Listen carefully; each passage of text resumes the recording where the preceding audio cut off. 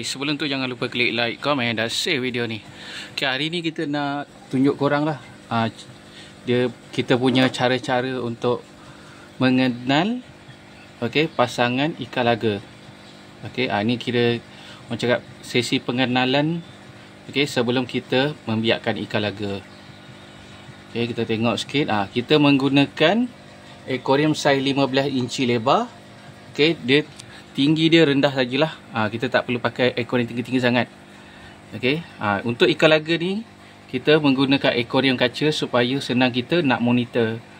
Kalau korang nak try biakkan ikan laga, boleh ikut cara kita ni. Kita guna aquarium kaca lah. Senang kita nak tengok kedudukan dia nanti. Kita nak tengok dia bertelur sampailah ke anak dia yang dah menetas. Bahasa mudah dia, senang kita nak monitor dia, guys. Untuk korang yang baru, kita suggest korang pakai aquarium lagi mudah. Guna aquarium sahaja, guys. Kalau korang nak beli aquarium, kita ada jual. Kita tengok sikit. Ni sesi perkenalan lagi lah, guys. Sesi perkenalan. Kita tengok dari atas sikit lah. Lepas tu kalau korang perasan nampak tak? Ni kita baru letak ni. Kita baru set up.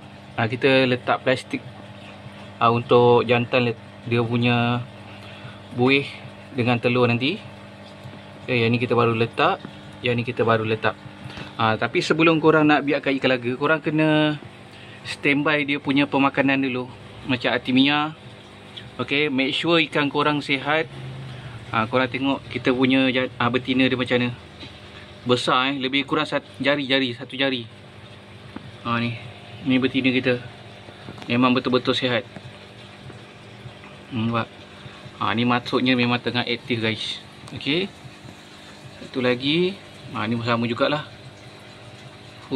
Ini beribu telur ni rasanya. Tak adalah beribu, tapi beratus-ratus juga. Kita pun dulu kita biak ikan laga. Cuma dah lama tak buat kan. So ini kita baru nak try. Kita buat 3 dulu. Ikan laga, ikan gapi semua kita ada buat ikan moli. Kalau korang nak beli aquarium, boleh cari kita punya Shopee. Nama dia Beta Aquatic. Jangan lupa klik like, komen dan share video ni. Thank you, guys.